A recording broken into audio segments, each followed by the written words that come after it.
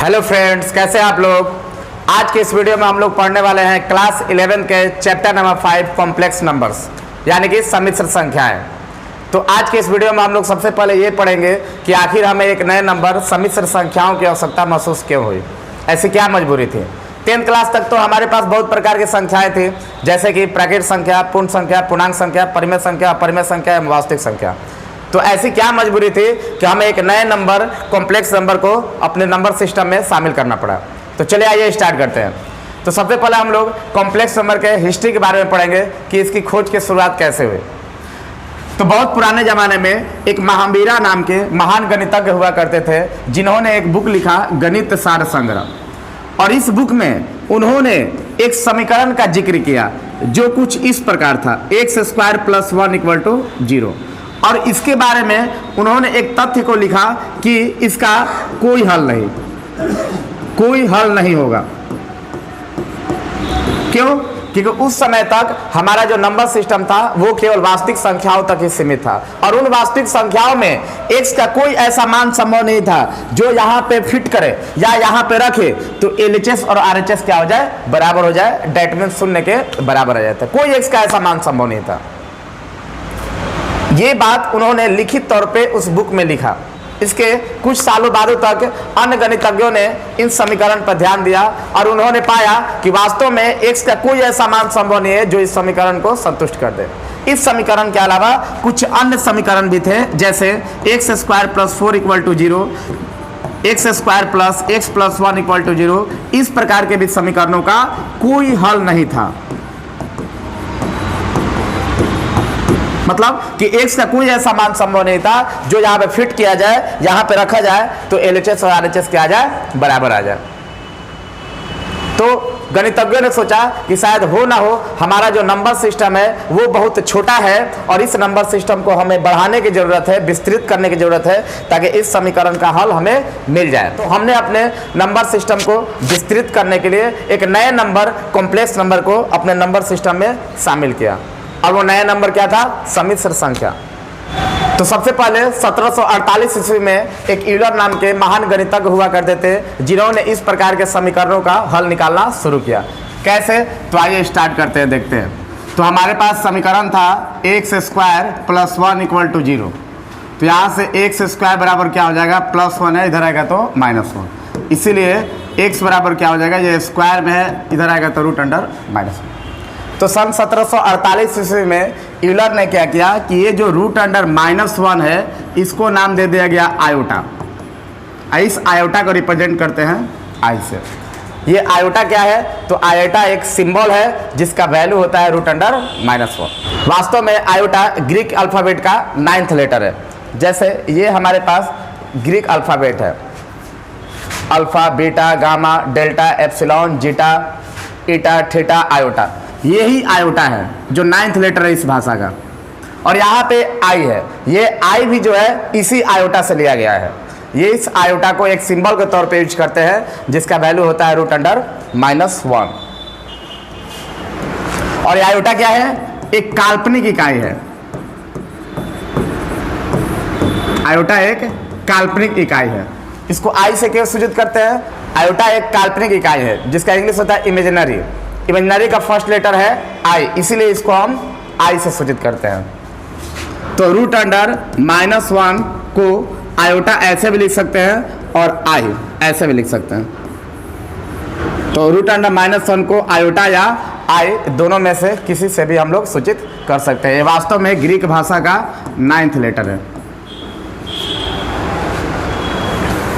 तो अब इसकी मदद से हम लोग x² + 1 का हल निकाल सकते हैं।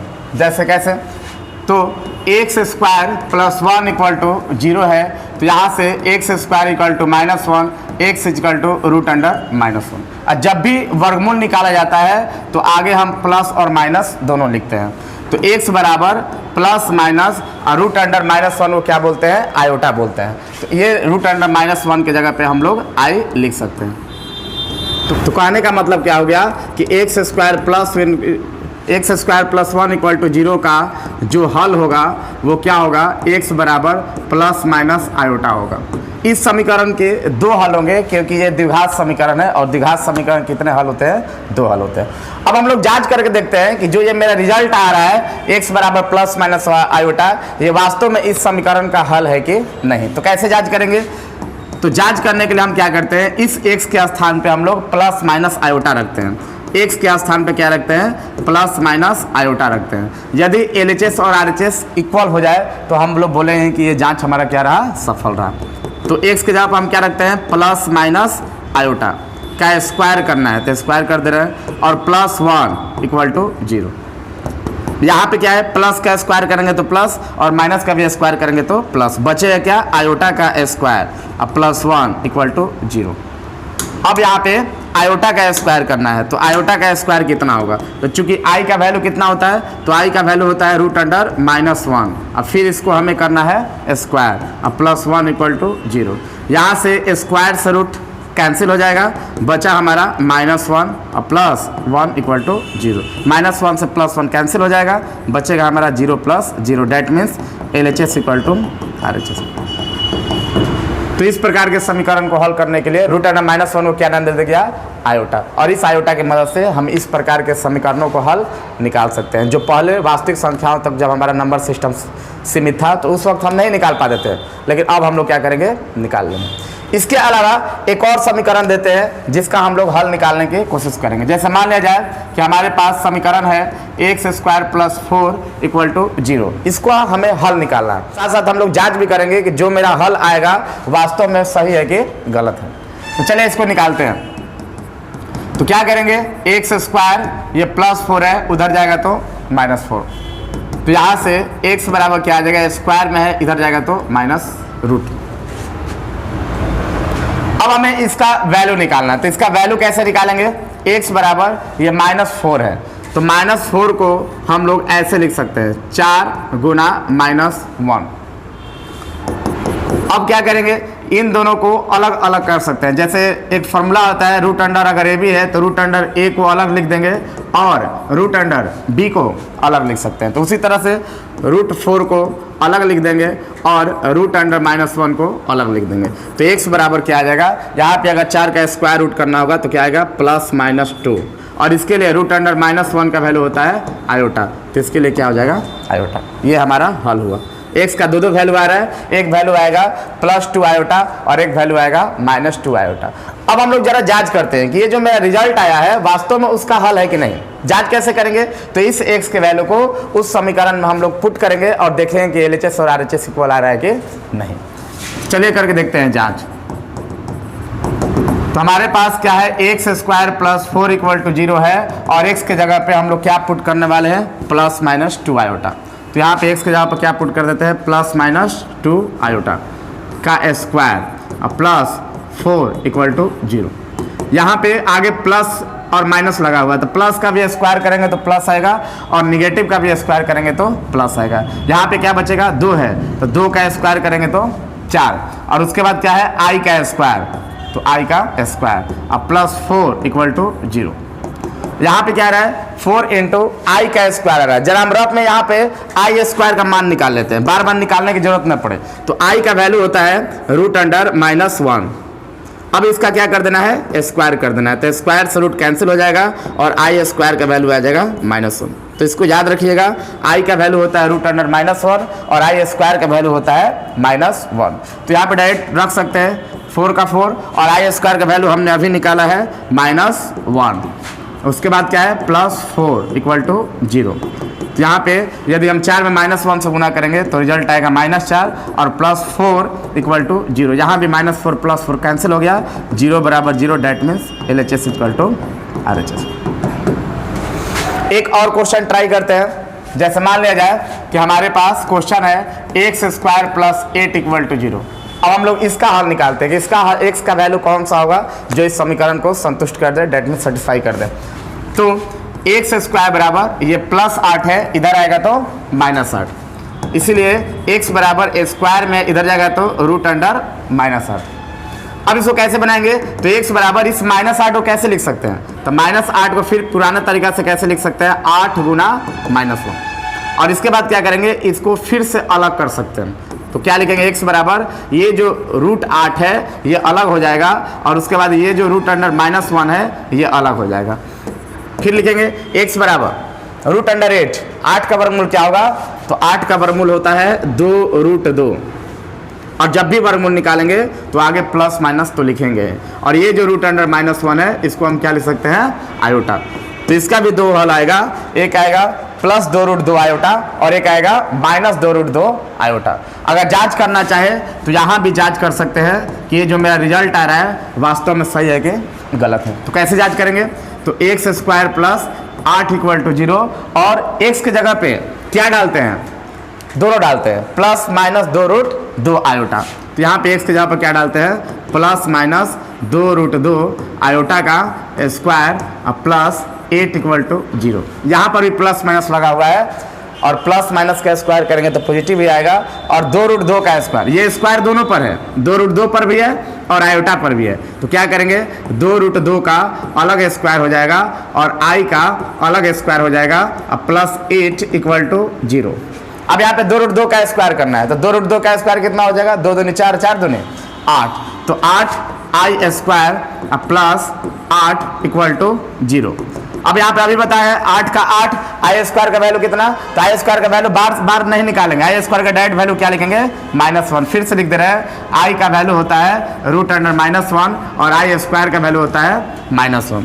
तो इसके बाद क्या हो जाएगा, प्लस 8 = 0 और 8 में -1 से गुना करेंगे तो -8 प्लस 8 = 0, -8 प्लस 8 कैंसिल हो जाएगा, 0 बराबर 0, डेट मीन्स LHS बराबर RHS। तो √(-1) को आयोटा मानने से ये जो समीकरण था जिसका हम लोग पहले हल नहीं निकाल पा रहे थे, अब हम लोग हल आसानी पूर्वक निकाल सकते हैं। इसके अलावा कुछ और भी समीकरण है जिसको प्रैक्टिस के तौर पे हम लोग हल निकाल सकते हैं और साथ साथ में जांच भी कर सकते हैं कि जो मेरा हल आ रहा है वास्तव में वो सही है कि गलत है। जैसे और क्या हो सकता है, x² plus 25 = 0, x² plus 36 = 0, x² plus 32 = 0। इस प्रकार के हम लोग समीकरण को भी हल निकाल सकते हैं। किसकी मदद से, तो जो काल्पनिक संख्या है आयोटा, उस काल्पनिक संख्या आयोटा जिसका वैल्यू होता है √(-1), उसकी सहायता से हम इस प्रकार के समीकरणों का हल निकाल सकते हैं। और एक आठ क्वेश्चन और करते हैं हम लोग। कुछ ऐसा बहुपद है, जैसे मान लीजिए कि एक बहुपद है x² प्लस 1, इसका हमें गुणनखंड तोड़ना है। x² प्लस 1 का गुणनखंड तोड़ना है उसी आयोटा के मदद से। 10th क्लास तक इस प्रकार के बहुपदों का गुणनखंड हम लोग नहीं तोड़ सकते थे, क्यों, क्योंकि 10th क्लास का हमारा जो नंबर सिस्टम था वो वास्तविक संख्या तक ही सीमित था। अगर यहाँ पे x² प्लस 1 के जगह पे -1 रहता तब हम आसानी पूर्वक इसका गुणनखंड तोड़ सकते थे। कैसे, तो 1 को लिख सकते हैं 1 का स्क्वायर, यहाँ पे हो गया a² - b², that means a + b × a - b के रूप में हम लोग तोड़ सकते थे। लेकिन अगर बीच में प्लस रहेगा, अगर बीच में प्लस रहेगा तो इसका गुणनखंड हम लोग कैसे तोड़ेंगे, तो इसका भी गुणनखंड तोड़ने के लिए हमें मदद लेना पड़ेगा उसी आयोटा √(-1) को। कैसे तोड़ते हैं तो तोड़ के दिखाते हैं। तो x² प्लस 1 है, इसका अगर हमें गुणनखंड तोड़ना है तो इसको हम ऐसे लिख सकते हैं, x² इस प्लस के बदले में हम 2 माइनस ऐसे लिख सकते हैं, माइनस माइनस प्लस।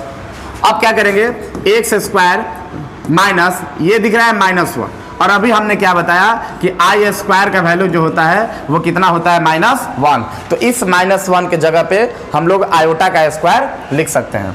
तो माइनस का माइनस और -1 के जगह पर हम लोग क्या लिख सकते हैं, आयोटा का स्क्वायर। अब यहाँ पे हमें दिखने लगा वही 10th का फॉर्मूला, a² - b²।